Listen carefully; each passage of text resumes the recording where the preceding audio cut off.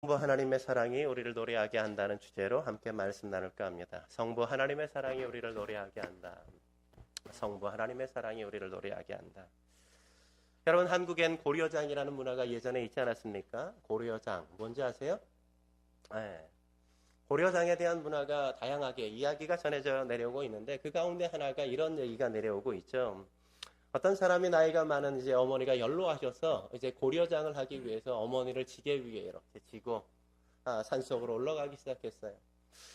사실 고려장을 하게 되어지면 엄마가 돌아오면 안 되니까 깊은 산속으로 가야 되잖아요. 지게를 들고 아주 깊은 산속으로 가고 또 가고 있는데 어느 순간 가만히 엄마의 행동을 보니까 뒤를 돌아보니까 자꾸만 엄마가 나뭇가지를 하나씩 이렇게 가면서 가끔 꺾는 거예요. 자꾸 꺾길래 이상하다 생각해서 아들이 어머니에게 물었다는 거 아니에요?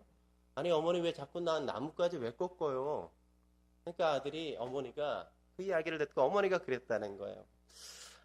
산이 너무 험해서 너가 다시금 집에 돌아가야 되는데 네가 길 잃어버릴까 봐 나뭇가지를 꺾는 거야. 내가 갈 때 내가 꺾어놓은 나뭇가지 꼭 확인하고 가면 너 길 잃어버리지 않을 수 있어.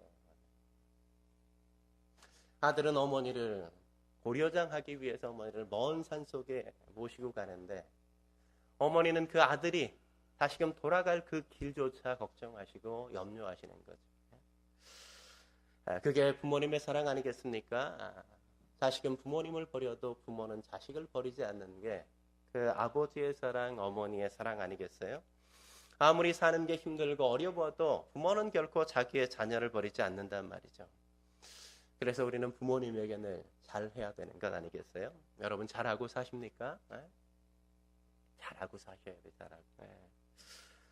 저는 그런 의미에서 그런 부모님의 마음이 저는 하나님의 아버지, 하나님 아버지의 사랑에서 함께 나왔다고 생각해요. 그 부모의 자녀에 대한 한결같은 사랑은 하나님 아버지의 사랑을 닮아 있는 거죠. 오늘 본문에 바울이 하나님의 사랑을 노래할 수밖에 없는 이유가 뭡니까? 하나님의 사랑이 그렇게 아버지, 어머니의 사랑보다 말할 수 없이 크기 때문에, 견줄 수 없이 거대하기 때문에 그 사랑에 대하여 생각하면서 찬양하지 않을 수 없단 말이죠. 그래서 오늘 3절에 뭐라고 이야기하고 있어요? 그분의 사랑을 이렇게 찬양하는 겁니다. 3절 같이 읽어보죠. 시작. 찬송하리로다 하나님 곧 우리 주 예수 그리스도의 아버지께서 그리스도 안에서 하늘에 속한 모든 신령한 복을 우리에게 주시되. 하나님은 어떤 분이라고 오늘 본문에 소개하고 있어요? 하나님은 부모가 자녀에게 모든 것을 더하여 주어도 부족함이 없는 것처럼 하나님도 우리에게 하늘에 속한 모든 신령한 복을 우리에게 주시기를 기뻐하시는 분이라고. 주고 줘도 아깝지 않고 주고 줘도 더 주고 싶은 마음, 그게 부모님이 자식에 대한 마음인 것처럼 하나님이 우리에 대한 마음이 그것보다 훨씬 더 거대한 것이라고 이야기하는 것 아니에요? 오늘 본문의 모든이라는 단어는 영어 단어의 all이라는 말이 아니라 every라는 단어예요. 그러니까 축복의 양에 대한 언급이 아니라 하늘에 속한 모든 신령한 복, 그러니까 하늘에 속한 신령한 복 하나도 빠짐없이 하나도 남김없이 전부 다 더하여 주는 그 마음이 하나님의 가슴이라는 거죠. 하나님의 마음. 그게 바로 부모님의 마음이고 더 근원적으로 하나님 아버지의 마음이라고 이야기하는 겁니다. 왜 그렇게 하나님이 하늘에 속한 모든 신령한 복으로 우리에게 더해 주시길 원하셨습니까? 6절에 보면 그 이유를 이렇게 설명하고 있죠. 6절 같이 읽어보죠. 시작. 이는 그가 사랑하시는 자 안에서 우리에게 거저주시는 바 그 은혜의 영광을 찬송하게 하려는 것이라. 왜 그렇게 하신다고요? 우리가 하나님의 사랑이 어떠한지 너희가 확인하고 알아서 그 하나님의 무한하고 한없는 사랑에 감격해서 하나님을 찬양할 수밖에 없게 만들고야 말겠다는 게 하나님의 의지라는 거죠. 그냥 적당히 하고 그냥 적당히 생각나면 찬양해 이 정도가 아니라 야 너희 나 찬양해야 돼 이렇게 협박하고 윽박지르는 게 아니라 내가 한없이 부어주고 내 사랑을 한없이 퍼부어줘서 그러니까 이것이면 좋게요 하나님 충분합니다 라고 하나님의 사랑을 찬양하게 만들겠다는 거예요. 그게 하나님의 마음인 거예요. 하나님의 마음. 그래서 그 모든 하늘에 속한 신령한 복을 우리에게 더하여 주시겠다 이렇게 약속하시는 겁니다. 그렇다면 성부 하나님이 주신 하늘에 속한 신령한 복 그것이 무엇입니까? 첫째로 하나님이 우리를 선택하신 축복이란 말이죠. 하나님이 우리를 선택하신 축복이란 말이죠. 오늘 보면 4절이 그렇게 말씀하고 있는 걸 우리가 확인할 수 있죠. 4절 말씀 같이 한번 읽어볼까요? 4절 시작. 또 창세전에 그리스도 안에서 우리를 택하사 우리로 사랑 안에서 그 앞에 거룩하고 흠이 없게 하시려고. 성부 하나님이 우리에게 주신 첫 번째 사랑, 그 놀라운 사랑이 뭐예요? 사랑의 시작이 하나님이 우리를 선택하신 것이라고요. 그래서 5절에 뭐라고 이야기합니까? 하나님이 선택하시기 위해서 5절에 어떻게 하셨어요? 그 기쁘신 뜻대로 우리를 예정하셨다 이렇게 말씀하시는 거예요. 여기서 선택의 교리, 예정론이 여기서 출발하는 거죠. 사랑하는 성도 여러분, 여러분이 구원을 얻는 게 내가 예수를 믿어서 구원받았다고 생각하세요? 내가 예수를 믿어서 구원받았지만 그것이 우리의 경험적인 사실이긴 하지만 그러나 논리적으로는 뭐예요? 오늘 바울은 뭐라고 얘기해요? 하나님이 우리를 선택하셨기 때문에 우리가 예수님을 믿게 되었다고 이렇게 이야기하는 거예요. 그 사실을 우리가 안다면 창세전에 하나님이 우리를 선택하셔서 어느 날 역사 속에 어느 날 우리가 예수님을 믿게 되었다는 사실을 안다면 그것이 얼마나 놀라운 것이냐는 말이죠. 그렇기 때문에 이 선택의 교리가 인간이 만들어낸 교리가 아니라 하나님이 만들어낸 교리라는 사실을, 진리라는 사실을 우리가 놓치지 말아야만 합니다. 물론 우리가 좀 이해하기 어려운 대목이 없지 않아요.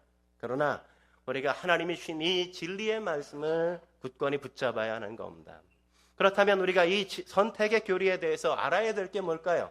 우리가 좀 몇 가지 알아야 돼요. 첫째는 선택의 주체가 하나님이라는 거죠. 선택의 주체가 하나님이라는 거죠. 내가 하나님이 나를 선택한 것이지 내가 하나님을 선택한 게 아니란 말이죠. 하나님은 당신의 기쁘신 뜻대로 우리를 선택하셨단 말이죠. 근데 중요한 게 뭐냐? 하나님이 우리를 선택하실 때 그냥 제비 뽑는 것처럼, 복권을 선택하는 것, 뽑는 것처럼 그렇게 선택하신 게 결코 아니라는 겁니다. 하나님은 저와 여러분들의 모든 것들을 다 아시고 그럼에도 불구하고 우리를 선택하셨다는 거죠. 제가 예전에 지구촌에 사역할 때 이동원 목사님이 가끔 그런 얘기 하셨어요. 주일날 워낙 많이 예배를 드리러 사람들이 오니까 주차장이 말이 아니잖아요. 2중주차, 3중주차 막. 수지 같은 경우는 그냥 앞쪽부터 돼서 그냥 차곡차곡 쌓여 차를. 그렇게 되다 보니까 2중, 3중 주차하는 경우가 많아요. 근데 그렇게 늦게 와서 2중 주차하든지 3중 주차했으면 어떻게 해야 돼요? 예배 끝나는 대로 바로 나와가지고 차를 먼저 빼주는 게 예의잖아요. 매너잖아요.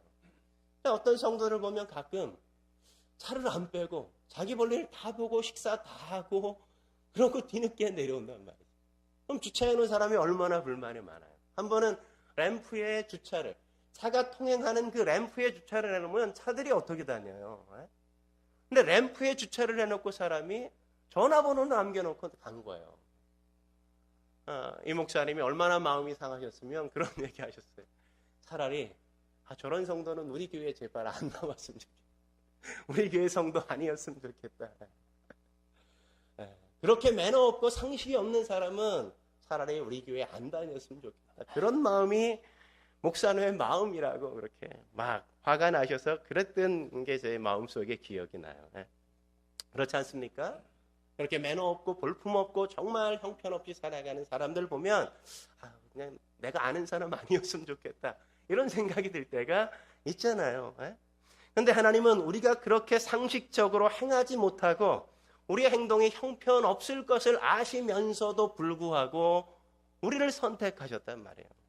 때론 사람들의 비난의 대상이 될 걸 아시면서도, 사람들에게 비판을 받을 것을 아시면서도 하나님이 우리를 선택하셨단 말이죠. 그럴 줄 몰라서 선택하신 게 아니라는 겁니다. 하나님이 다 아시고 그럼에도 불구하고 우리를 사랑하셔서 선택하셨던 거예요. 이게 얼마나 놀라운 사실이에요. 나 때문에 하나님이 모욕을 당해도, 나 때문에 하나님의 이름이 모독을 당해도 그럼에도 불구하고 나는 이 사람을 사랑하기로 선택하셨다는 게 주님의 말씀이란 말이죠. 하나님은 우리의 마음에 가득한 악한 생각을 다 아셔요. 그럼에도 불구하고 우리를 선택하셨어요. 우리가 하나님을 믿고 하나님에 대해서 원망하고 불평하실 것을 몰라서 우리를 선택하신 게 아니에요. 그렇게 구원해주고 그렇게 사랑을 베풀어줘도 때때로 가끔 작은 문제 때문에 하나님을 원망하고 불평한다는 사실을 아심에도 불구하고 우리를 선택하셨단 말이죠. 우리가 하나님에 대해서 늘 기쁨으로 순종하지 않고 늘 불순종하고 그렇게 못되게 굴어도 그 못되게 굴 수 있다는 사실을 아심에도 불구하고 우리를 선택하셨다는 것 아니겠습니까? 우리 같으면 어떻게 하겠어요? 그런 인간 보지도 않잖아요. 그런 사람 알려고도 하지 않아요. 그런데 하나님은 그럼에도 불구하고 우리를 예정하시고 우리를 선택하셨단 말이죠. 이 얼마나 놀라운 은혜입니까? 두 번째, 선택의 중심은 선택한 것에 있다는 겁니다. 선택의 중심은 선택한 것에 있다는 거예요. 다른 말로 하면 하나님이 택하신 백성에게 있다는 거예요. 선택의 중심은. 그러니까 하나님은 그를 구원하기 위해서 선택하셨을 뿐만 아니라 그 선택을 구원으로 완성하시기 위해서 얼마나 역사 속에 하나님의 의지를 가지고 열심히 노력하시며 사단의 방해 공작을 저지하시고 뿌리치시고 구원 계획을 완성해 오셨는가가 선택의 교리의 핵심이란 말이죠. 인간의 형편없음도 하나님을 포기시킬 수 없어요. 사단의 수많은 방해 공작도 하나님을 포기시킬 수 없단 말이죠. 하나님이 한번 작정하시고 선택하신 그 사람을 구원하시고 그 사람을 자기의 백성으로 삼는데 그 어떤 것도 포기시킬 수 없다는 게 선택의 교리의 핵심이란 겁니다. 그래서 사단이 뭐예요? 너희가 정말 저 사람을 구원하기를 원한다면 당신의 아들을 십자가에 못 박으라. 이렇게 얘기함에도 불구하고 하나님은 어떻게 하세요? 나를 선택하시고 나를 구원하시기 위해서 그 아들을 십자가에 넘겨주시기까지 그렇게 결코 널 포기할 수 없다. 그렇게 말씀하시는 게 주님이에요. 근데 사람들은 선택 얘기하면 뭐라 그래요? 자신이 선택받았다는 그런 선택을 받은 것에 대하여 감사하고 감격하고 그러기보다 하나님 근데요 저는 선택해 주셔서 고맙긴 한데 왜 쟤는 선택하지 않은 거예요? 이렇게 얘기할 때가 얼마나 많아요. 그죠? 근데 왜 쟤는 이거 불공평한 거 아니에요? 뭐 이런 얘기할 때가 얼마나 많아요. 그죠? 네. 근데 이 선택의 교리는 선택받은 사람들에 대한 하나님의 사랑의 깊이와 넓이와 높이가 얼마나 거대한지 하나님의 그 사랑의 스케일의 웅장함을 보여주기 위해서 거기에 초점을 두고 말씀하시는 교리라는 사실을 우리가 놓치지 말아야 돼요. 그 어떤 구원받은 사람의 반항에도 그 어떤 사람들의 저항에도 그 어떤 방해꾼들의 수많은 방해에도 불구하고 하나님은 한 번 작정하신 그 일을 포기하지 않고 이루어 가신다는 것. 그 대상이 바로 우리라는 사실을 하나님이 보여주시기 위한 거라는 걸 우리가 놓치지 말아야 돼요. 오늘 우리가 왜 여기에 있습니까? 하나님 앞에 바르게 살지도 않고 하나님 앞에 우리의 마음을 다하여 드리지도 않는데 오늘도 여전히 하나님 앞에 나를 부르시고 예배하게 만드신 이유가 뭐예요? 나를 그렇게 택하셨기 때문이란 말이죠. 나를 사랑하시기 때문인 겁니다. 세 번째, 선택의 기준은 그럼 뭘까요? 선택받은 자들의 공로와 전혀 상관이 없단 말이에요. 그러니까 하나님이 선택하실 만한 그 무언가가 내게 있기 때문에 나를 사랑하시고 나를 선택하신 게 아니라는 겁니다. 그러므로 우리가 어떻게 그걸 알 수 있습니까? 오늘 본문에 보면 선택하신 목적이 뭐라고 말씀하세요? 4절 하반절에 보면 뭐라 그래요? 거룩하고 흠이 없게 하시려고 하셨다 그러잖아요. 그러니까 거룩하고 흠이 없게 하시는 게 목적이에요. 나를 선택하신. 그러면 우리는 지금 어떤 상태였다는 거예요? 우리는 거룩하지도 않았어. 우리는 흠이 없는 게 아니라 흠결투성이었어. 도저히 봐줄 수 없는 그런 상황 속에 있는데 하나님이 우리를 사랑하셔서 아무 조건과 아무 그 자격을 갖추지 않았음에도 불구하고 하나님이 우리를 선택하셨다는 겁니다. 남들보다 더 의로워서 선택한 게 아니에요. 남들보다 덜 죄를 저질러서 우리를 선택하신 게 아니란 말이죠. 우리가 오히려 죄인임에도 불구하고 우리의 악함을 다 아심에도 하나님이 싫어하신 바 된 존재임에도 불구하고 하나님이 우리를 선택하시고 사랑하시기로 작정하셨다는 겁니다. 그러므로 우리가 선택받았다는 것에 대해 자랑할 게 없어요. 내세울 게 아무것도 없는 겁니다. 이유를 알 수 없지만 하나님이 우리를 그냥 사랑하셔서 선택하신 거란 말이죠. 그러므로 겸손히 그 사랑에 응답해서 하나님이 목적하시는 대로 우리가 거룩하게 살려고, 우리가 흠이 없게 살아가려고, 그분의 모습을 우리의 삶 속에 담으려고 애쓰고 노력하는 그 삶이 우리가 가야 될 삶의 모습이잖아요. 그래서 내가 구원받았으니까 이제 뭐 난 마음대로 죄져도 상관없을 거야, 뭐 이런 상상은 감히 할 수 없단 말이죠. 에?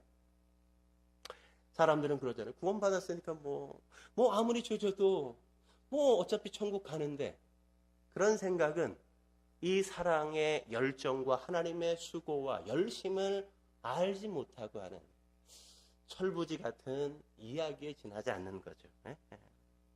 선택은 결코 죄를 지을 구실을 우리에게 제공하지 않아요. 거룩하고 흠이 없게 살도록 성결한 삶에 대한 동기로 우리에게 작용한단 말이죠. 네 번째, 선택의 시간 언제인가요? 하나님이 언제 우리를 선택하셨어요? 창세전에.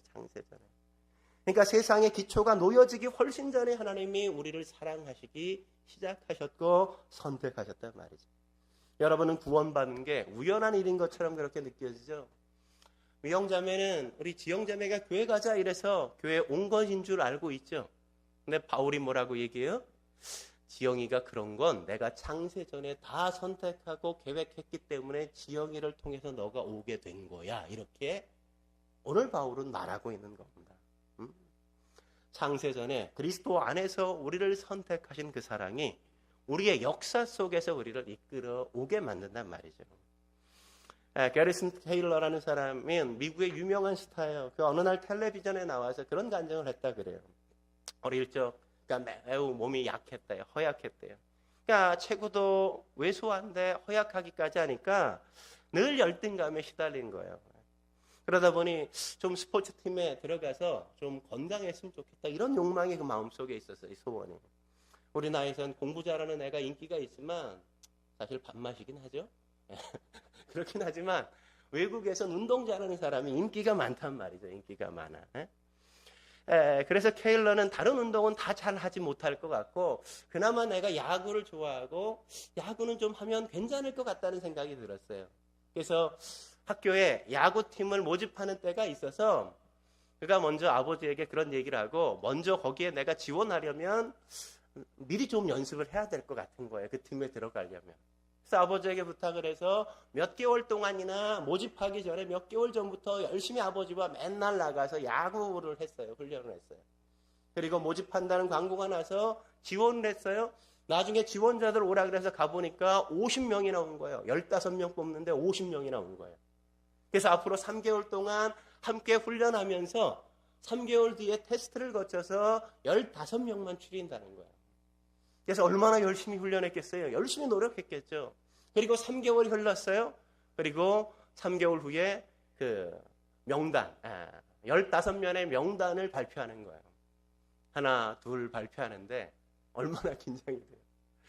내 이름이 나오지 않아요.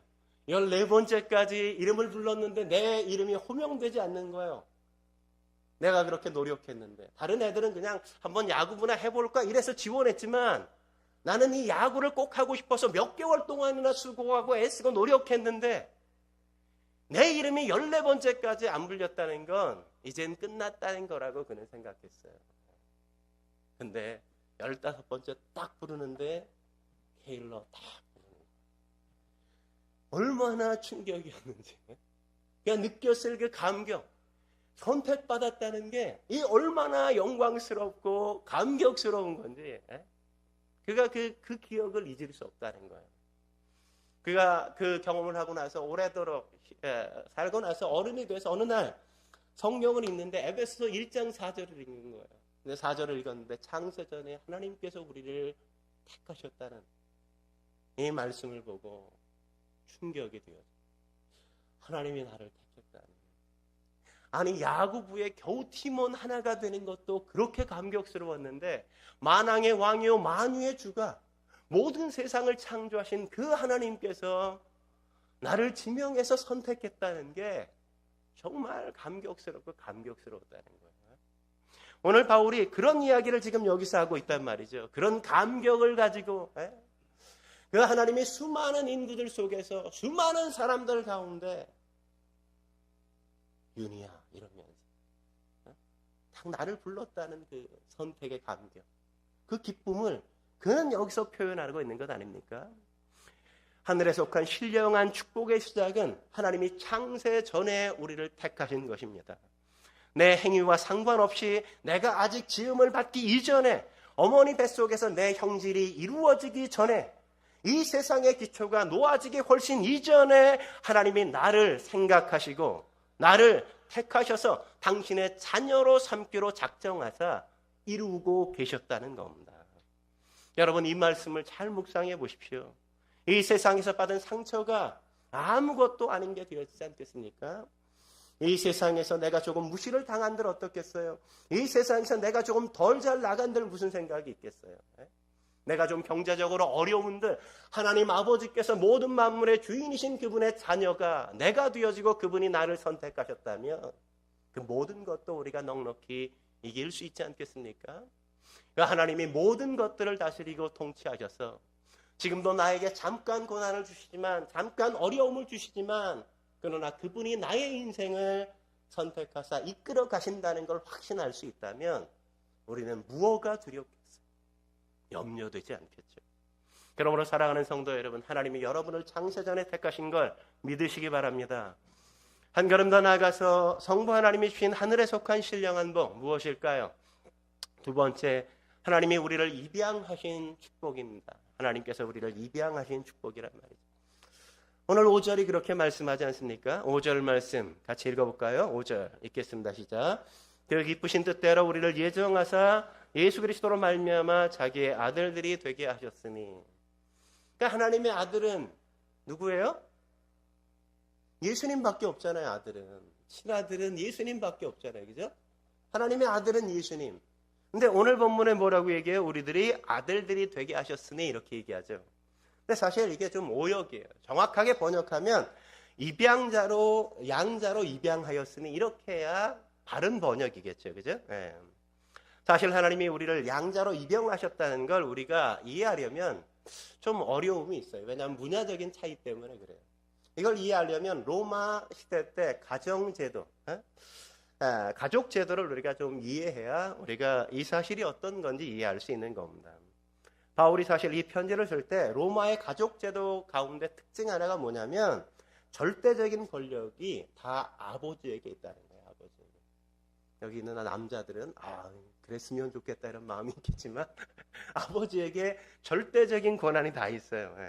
그래서 로마 가정의 가장 강력한 권력을 가진 게 아버지였단 말이죠.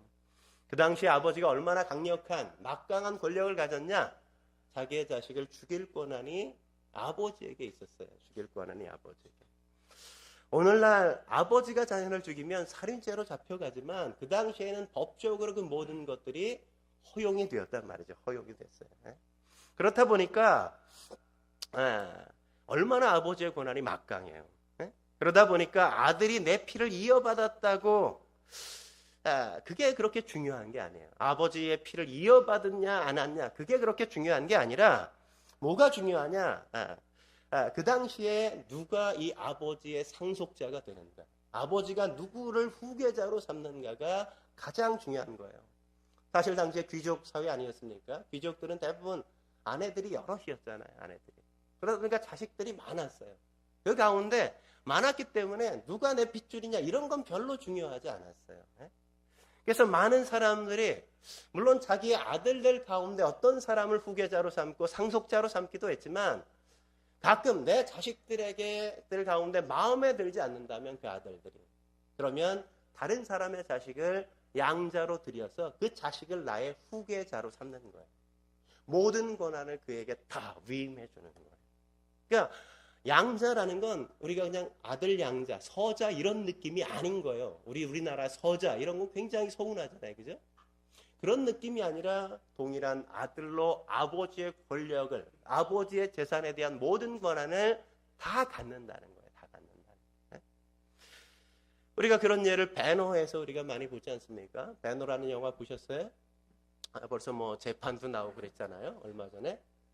배너가 뭐예요? 배너. 벤자가 벤이라는 말은 아들이라는 말이에요.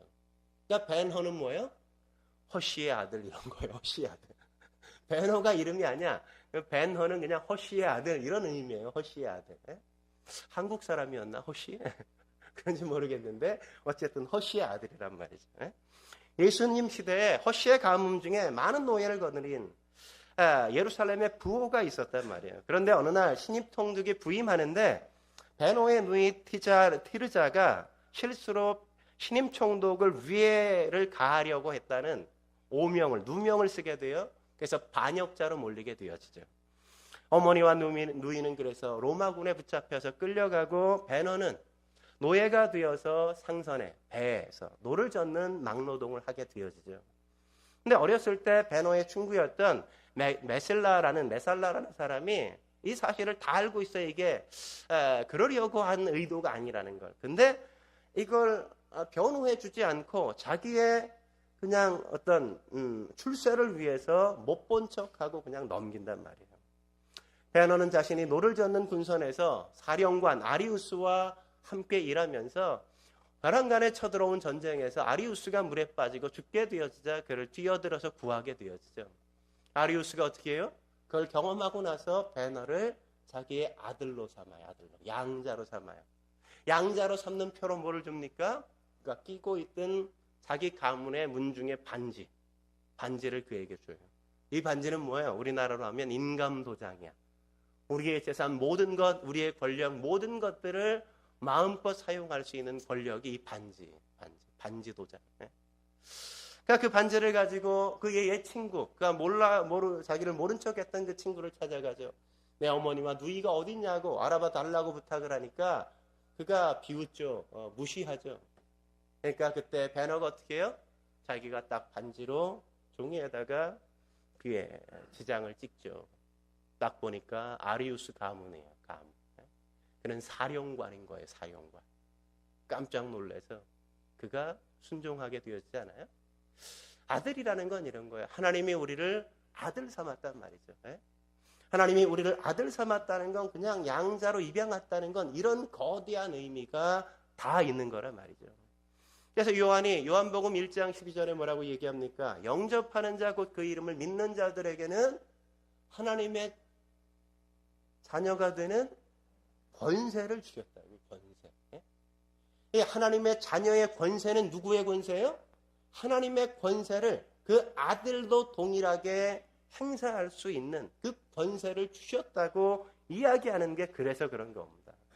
하나님의 모든 권세가 그 아들에게 함께 주어져 있다고요. 하늘의 그 모든 권세가 다 우리가 함께 행할 수 있는 것으로 하나님께서 허락하신다는 겁니다. 근데 사랑하는 성도 여러분, 생각해 보세요.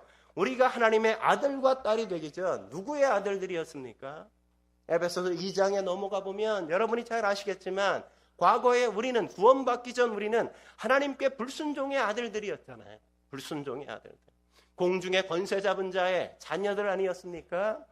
그래서 그렇게 선언하잖아요. 너희는 본질상 진노의 자녀였다 이렇게 말하잖아요. 한마디로 얘기하면 우리가 사단의 자식이었다 이거죠. 사단의 자식이었다. 그런데 어느 날 하나님이 우리를 찾아오셨어요. 죄의 종이었던 우리를 찾아오셔서 우리를 불러내고 당신의 자녀로 호적에 입적시키셨단 말이죠. 어떻게 하나님이 우리에게 그렇게 하셨다고요? 5절 말씀에는 이렇게 시작하죠. 그 기쁘신 뜻대로 예정하사. 그 기쁘신 뜻대로. 그분의 기쁘신 뜻. 그건 뭐예요? 우리가 원해서 그렇게 된 게 아니라 하나님이 원해서, 하나님이 간절히 나를 자녀로 삼기를 원해서 그렇게 되었단 말이죠. 우리에겐 사랑받을 만한 조건이 있어서가 아니었습니다. 하나님이 자신의 기쁘신 뜻대로 우리를 예정하셔서 당신의 양자로 입양하셨단 말이죠.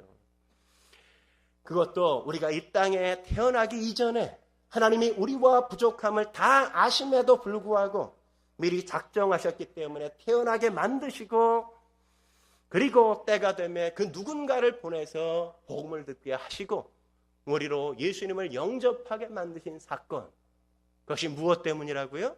우리를 당신의 아들들이 되게 하시기 위해서 그렇게 하셨단 말이죠. 이 놀라운 하나님의 사랑, 그 사랑을 지금 바울은 감격스럽게 노래하고 예배하는 겁니다.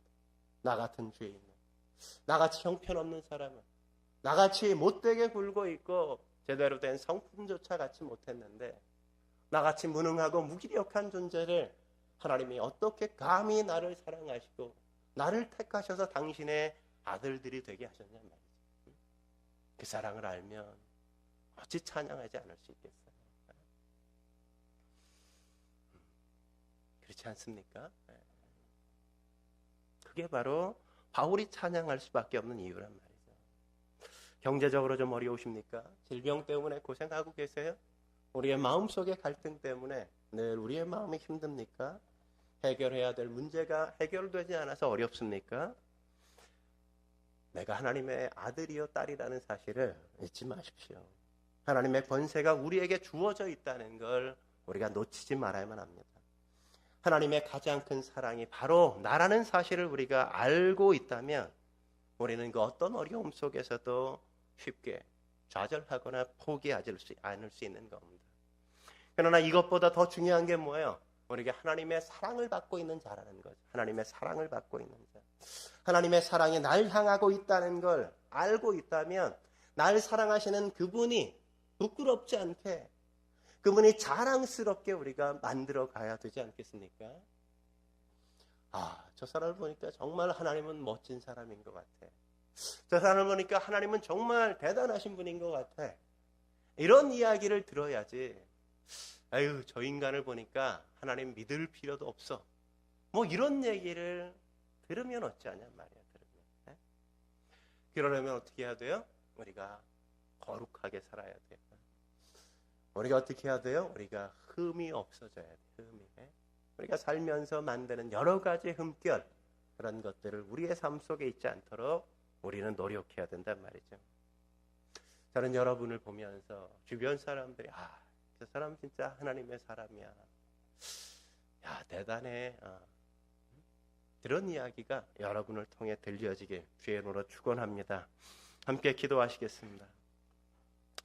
거룩하신 하나님 아버지, 오늘도 주님 앞에 함께 나와 엎드려 예비하며 주님 바라보게 하시니 감사합니다. 하나님 아버지의 놀라운 사랑이 어떤 것인지, 바울이 왜 그렇게 하나님 앞에 찬양과 경배를 드릴 수밖에 없었는지, 그 마음의 뜨거운 감격과 감사와 넘치는 은총으로 말미암아 그는 감히 노래를 멈출 수 없었던 것을 오늘 우리가 조금 함께 살펴보았습니다.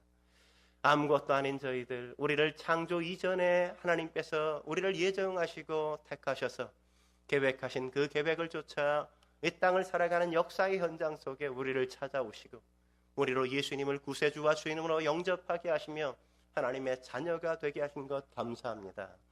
결코 우리는 그렇게 살 수 없는 인생이었는데 하나님의 한결같은 주권과 하나님의 사랑으로 우리가 여기까지 올 수 있었습니다. 하나님의 크신 사랑 앞에 우리의 삶을 올려드리며 주님 앞에 마음껏 맡겨드리고 하나님의 통치와 주권 앞에 자신 있게 당당하게 이 땅을 살아가는 하나님의 백성들 되어지게 주여 도와 주옵소서. 그 크신 사랑이 얼마나 거대한지 하나님 앞에 묵상하면서 그 사랑에 감격하여 바울처럼 노래할 수 있는 저희가 되어지게 주여 도와 주옵소서. 함께 하신 주님께 감사드리며 예수님의 이름으로 기도드립니다. 아멘. 우리 찬양 같이 드리겠습니다.